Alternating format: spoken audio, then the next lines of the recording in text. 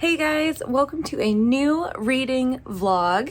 It is Saturday and I have already had a very busy day. We did a little IKEA trip because I am redecorating my space because it's all for me now. So I want to start building my little library bookshelf, and I got a very cute TBR cart at IKEA, and I've always wanted one but never had the space before. And now I have so much space, so I'm so excited.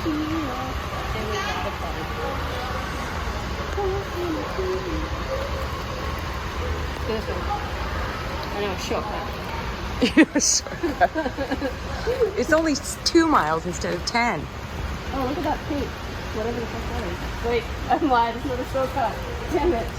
For my reading vlog, my only goal this week is to finish It Rides a Pale Horse, because this actually comes out on Tuesday and it's Saturday, and I'm so behind on my arcs. I'm still struggling to concentrate on my reading, which is frustrating, but I think once I kind of build up this space more, I'm going to feel a little less... Hi. I'm going to feel a little less sort of displaced and unable to concentrate. But I am 128 pages in, so about a quarter of the way through, just under halfway. And it is very weird and it is very strange, and I am enjoying it, but it is very slow paced for me. And I'm finding the chapters that are kind of focused on the actual building of the structures itself are a little tedious, a little pretentious in some spots. So it's a bit of a kind of haul so far, but I'm willing to keep at it. The premise of this book is really cool though. Basically, we have a brother and sister. Betsy, the sister, she's a painter, and the brother, Lark, he is a sculpturist, and they live in a very small town where these two very wealthy and evil siblings live, and they kidnap Betsy, the painter, and tell Lark they'll return his sister to him as long as he builds these sculptures that they need. But now that we're more of the way in, it's getting a little bit more devious, and we find out that the kind of villains of the story have been alive for like 300 years. So are they vampires? What's going on? There's a lot of stuff going on. I don't want to give too much away because obviously that would be a little bit of a spoiler. But right now, Lark has finished his first sculpture, and strange things are happening in the aftermath of that sculpture creation. So I really want to focus on getting this done so that I can review it for the website. And a big thank you to Red Hook Publishing for sending me a copy. I very much appreciate it. And I'm sorry that I am behind. It's been a lot. All right, look at all this space. And look at how dirty the carpet is. Ugh. Never living with a man ever again. So I vacuumed everything. I know it doesn't look like it, but I have. Obviously, I'm going to need to do some major carpet cleaning, which I think I'm probably going to do right now. But then I have all of this space to fill out. So I want to turn this into like my office library area. Obviously, I need some more bookshelves. I have a desk that I'm going to bring and put right here. But yeah, I'm pretty excited. I didn't think there would be this much space. Like, there's so much room for activities. But now I'm going to have to get down and do the gross carpet cleaning, which, pray for me. All right, plans for the evening. I really want to try and build my TBR cart. And I also really want to watch Hocus Pocus 2 because that came out last night on Disney+. So I think I'm going to watch Hocus Pocus first and then go on to Hocus Pocus 2. I'm going to light some candles. We're going to attempt to build this TBR cart. I'm not good at building stuff, so this may be a disaster, but I'm sure I will have fun regardless. Yeah.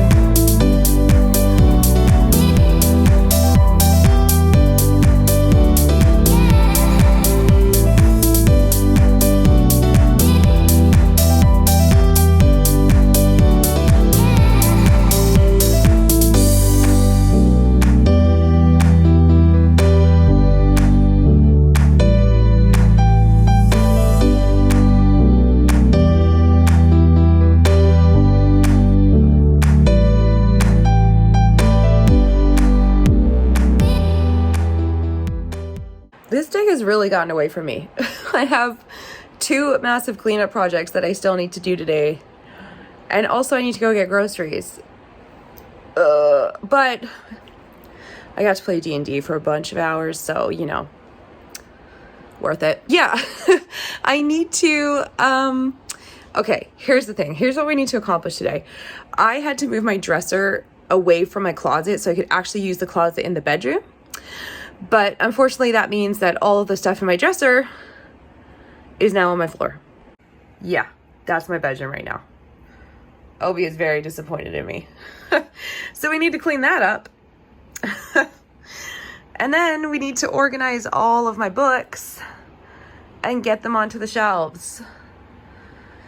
But look how cute it's looking. I love it. So yeah, I'm gonna go get my groceries, take out my garbage, and then we're gonna organize this whole place. I can do this.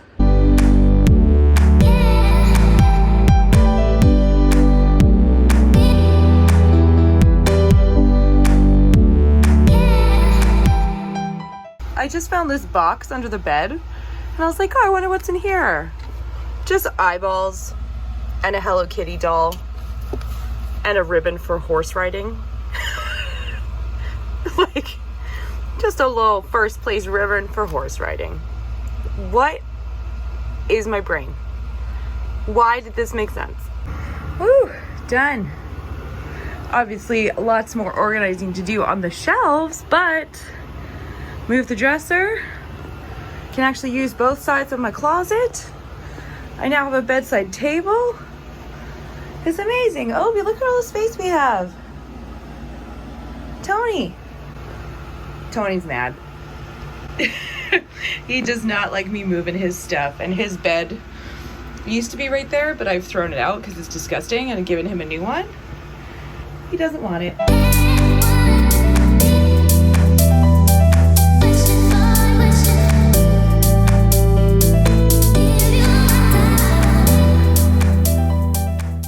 It is time, my friends, to take on the task of completely reorganizing my books. But I am very excited because when I shared this space with my ex, my books were really just sort of like hidden all over the place because we didn't really have enough space for all my stuff book-wise. And now it's like I get to just spread my books everywhere because it's my home.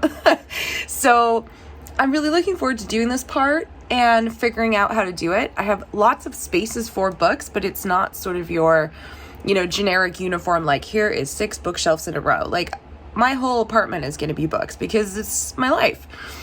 And I kind of want to organize them in like a mood order because I'm such a mood reader. So I thought it would be fun to, you know, set it up that way. So put all of my sort of like speculative weird fiction together, regardless of author. You know, put historical fiction, put horror, put eco horror, put contemporary. Like I just kind of want it in those chunks of moods so that when I am like, okay, it's time for speculative, I can just go straight to that section of this apartment and choose a book. And also I want to set up my TBR cart as well for the books I want to get to right away, including arcs that I need to finish. So let the chaos begin.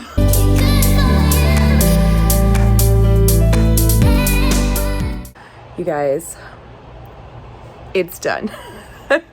Full disclosure, this is actually Monday. It took me all of Sunday night and all of Monday evening to get this organized. It's not perfect, but I can rest easy. And it finally feels like my space. And I don't want to get emotional, but I've never had my own space before as an adult. I moved in with my partner very quickly when we were young, and this is my first time having an entire apartment to myself. And I just, yeah, feeling very, very happy right now. So here's the big reveal. So we've got my desk right there, my old school Stephen King paperbacks, my TBR cart. We've got my favorites bookshelf, my Stephen King bookshelf. And then here are the newly organized bookshelves. The reading chair, my new favorite rug. my computer chair, my dog, and behind my computer chair is another little bookshelf. Yeah, I'm really, really happy right now. And see, we got a little Lord of the Rings collection right here. We've got some little sneaky, spooky stuff in here, and all my old Stephen King paperbacks. The D20 bowl. Yeah, so this wall is going to need a lot of artwork. I think my project next weekend is going to be to organize the artwork in here and also organize the bedroom artwork. So let me just take you guys over there really quick. Look, there's my Stephen King bookshelf. Love to see it. Yeah, so here is the newly spacious bedroom. Look at all this space that I have. So all the artwork is, of course, completely disorganized now because I moved so many things around, and this will be staying the same. My horror movie wall, that will always stay the same. I love it so much. But you can see we got big gaps here, and like it doesn't make any sense because this is where my desk used to be, and now it's a cute little bedside table and my VHS TV. I'm thinking it will be a fun, spooky thing to do this season, to set up a little floor bed and we can watch some spooky VHS tapes like we're 12. It'll be a lot of fun. Yeah, so there we go. This weekend we're gonna organize artwork, and it's gonna be a lot less stressful than what I just went through. Okay, I haven't done a reading update this whole vlog because I haven't really been reading much as I've been busy organizing. But I have read a good chunk of It Rides a Pale Horse. I'm now on 226, so just under a quarter of a way left. The middle chunk was quite boring. Basically, Mark finishes his first sculpture, one of 3 that he needs to make until the villains of the story, the brother and sister, release his sister, Betsy. And we're starting to lead up to the second sculpture now, I believe, but there was a lot of kind of info dump in there that I didn't love. But I'm really enjoying the weirdness of it, because after Lark finishes his first sculpture, the town starts going haywire, like a waterfall that hasn't run for hundreds of years starts running again. And as the night progresses, the sort of geography of the town changes. So we have some examples of townspeople who are trying to get to the CVS to get some medicine for their kids, but they can't find the CVS even though they're driving the way they've always driven. And even Lark, who is trying to get the supplies for his second sculpture, you know, he's lived in this town his whole life. Wherever he ends up is not where he planned. So that's pretty fascinating. And he goes to a fellow friend's farm to get some supplies, and instead he finds that the farmhouse has been completely flipped on its side. And some people who were in the farmhouse are now sort of crucified on a tree. And what he believes has happened is that the house is like teleported itself, and the people who were inside have been teleported to another area. And unfortunately, that was a tree branch that went right through them. So it's getting pretty crazy. There's also a lot going on with his sister, Betsy. She has very strong powers with her painting skills, and she has the ability to basically hypnotize people with her art. And I won't go into it too much because obviously I don't want to spoil too much. I think Betsy is kind of the key to all of this. You know, maybe she's not as innocent as we seem to think. I don't know. I would love to read more about the evil brother and sister who are behind all of this. Haven't heard from them in a while. It's mostly just Lark driving around town. Weird things happening.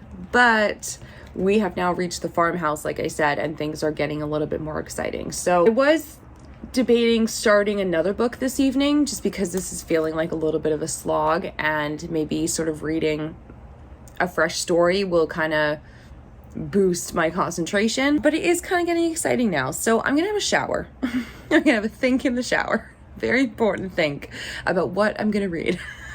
And then I'll either spend the evening maybe finishing this, probably not, but attempting to finish this, or maybe I'll try another book, or maybe I'll do both. I don't know why I'm telling you. I'll just tell you after I've decided.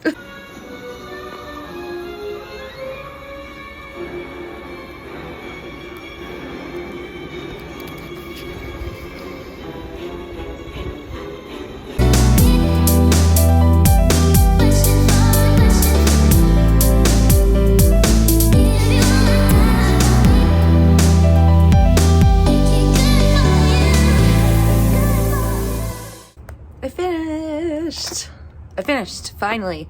Whew, that took me a long time. Not because the book is bad, but because there's a lot going on. I'm going to give this a 4 out of 5 because there was definitely sort of a couple of chunks there that were a little too slow for my likings, but I really, really loved all of the bizarre and like fucked up like imagery, and it's wild. Like cosmic horror times a bajillion. And I actually read his last book last year as well. I was sent an ARC for that one. And that one was also deeply disturbing. And I would just like to say, Andy, are you okay? You doing okay, bud? Because this coming out of your brain, I love and appreciate you, but are you okay? So I don't know who I would recommend this to. This is a very specific type of book. There are a lot of horror fans, just like myself, who love very, very weird, strange, unexplainable types of stories. So if you are that person, and the weirder the horror, the better, absolutely pick this up. If you love Clive Barker, why aren't you reading Andy Marino? Seriously, you should be reading him. So yes, finished, very impressed, 4 out of 5 for me. But now I need to pick my next book to read. And because I am all over the map, I don't know what to pick. And it needs to be really specific because I'm constantly fighting off a reading slump. So we need something that is going to capture my imagination, that is going to be easy to read for me right now, and is going to bring me some joy. Because honestly, I'm feeling a little sad this week and feeling a little sorry for myself. So we need to get a little bit of joy into the brain. But I'm a mood reader, and I'm a very picky reader, and I don't know what book that's going to be. So I thought maybe we could do a little experiment, pick a few books from my TBR cart and pick a few of my library books, and maybe just do a 1-chapter read and see which one grabs my attention. That's going to take a long time, but we're going to do it because it's important, because if I screw this book up, reading slump happens, and then I'll just be sitting here in these vlogs going, so I did nothing. And we don't want that. So I'm gonna go get in my PJs and pick some books and start reading. This is me narrowing it down. This is the narrowed down piles. Oh no, I don't know how to pick a book, Obi. Can you just pick for me? Can you sniff and tell me which one? What if he did? What if he was just like, this book? Is it that one? No. Okay. Here's the dilemma. I spent the last hour and a half reading the first chapters of like 10 books, maybe 15. I've lost track. Narrowed it down to 5, and I cannot for the life of me pick one. So what if I just read all 5? We have The Illuminate Files #1, sci-fi. We have Shuggie Bain, contemporary. A Far Wilder Magic, fantasy. The Deep, horror. And The Night Shift, thriller. And all of their first chapters just hooked me in and were incredible. So, yeah. This is what I'm going to start with, Night Shift by Alex Finlay. See where that takes me. And if I also want to pick up another book at the same time, we'll just go with it. We just have to trust the process. But Night Shift. Okay, The Night Shift. The Night Shift. Okay. The night was expected to bring tragedy. So begins one of the most highly anticipated thrillers in recent years. It's New Year's Eve, 1999. Y2K is expected to bring chaos, planes falling from the sky, elevators plunging to earth, world markets collapsing, a digital apocalypse. None of that happens. For people out there who are young, we genuinely thought the world was going to end. When 1999 rolled over into 2000, midnight New Year's Eve was wild. Let me just tell you that. We were convinced that like when the computers rolled over to a new decade that was 2000, that like literally all the computers in the world would fail and like planes would fall from the sky, and like it was hilarious. That didn't happen. In fact, I think I remember 1999 New Year's. I remember I had really long, crimped hair. And I remember that like the Macarena was like a big deal. No, it was Mambo number 5. Mambo number 5 was a big deal. Anyway, that was a weird year. Okay, back to it. None of that happens. But at a Blockbuster Video in New Jersey, 4 teenagers working late at the store are attacked. Oh, Blockbuster? Just for you people who are not old out there. I'm just kidding. Most people know what Blockbuster is. I'm just teasing. Only one inexplicably survives. Police quickly identify a suspect, the boyfriend of one of the victims, who flees and is never seen again. 15 years later, more teenage employees are attacked at an ice cream store in the same town, and again, only one makes it out alive. In the aftermath of the latest crime, 3 lives intersect. The lone survivor of the Blockbuster massacre, who's forced to relive the horrors of her tragedy, the brother of the fugitive accused, who's convinced the police have the wrong suspect, and FBI agent Sarah Keller, who must delve into the secrets of both nights, stirring up memories of teen love and lies to uncover the truth about murders on the night shift. Twisty, poignant, and redemptive, The Night Shift is a story about the legacy of trauma and how the broken can come out on the other side, and it solidifies Alex Finlay as one of the new leading voices in the world of thrillers. This is what I'm going to start with. It is very late. I'm very tired. I have to go take my dogs out, and then I'm going to go to bed. But tomorrow, I will read chapter 2 of The Night Shift, and we will see how I feel. I recommend getting used to the idea. Oh, I have. Let me fucking tell you, and I'm just gonna keep walking up. Okay, as you walk up, his hand goes to the side of his coat. That's fine. I have lost fucking everything. Everybody. I have...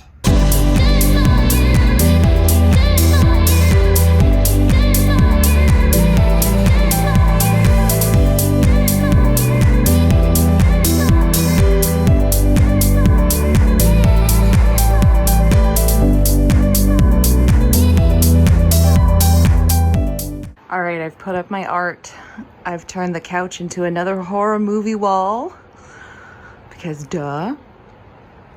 And then I put some little horror prints around my Stephen King collection. I put my Lord of the Rings art there above my Lord of the Rings collection. And then put my Carrie poster, my signatures, my Misery above the Stephen King shelf. I put up my beautiful mermaids next to the bathroom.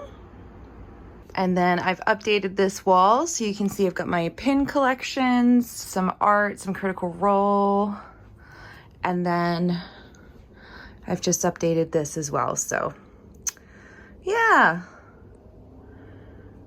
I'm pretty happy with it. And now it feels less bare in the bedroom. It feels more organized. So I like it.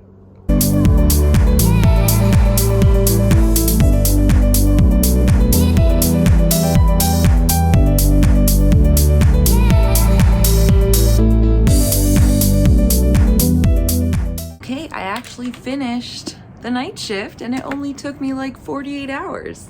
So that was perfect. The perfect next read to pick because it was incredibly exciting and I definitely did not figure out the twists, but I never do. We know this. I don't even know why I keep saying that when I read a thriller.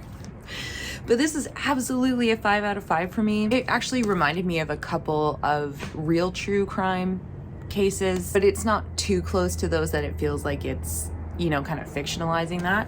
It just kind of gives me a few true crime vibes. So I think Alex Finlay is probably going to be an auto buy for me for the next book because I'm pretty sure I gave Every Last Fear either 4 or 5 out of 5, and this is definitely a 5 out of 5. But yeah, there we go. 2 books finished.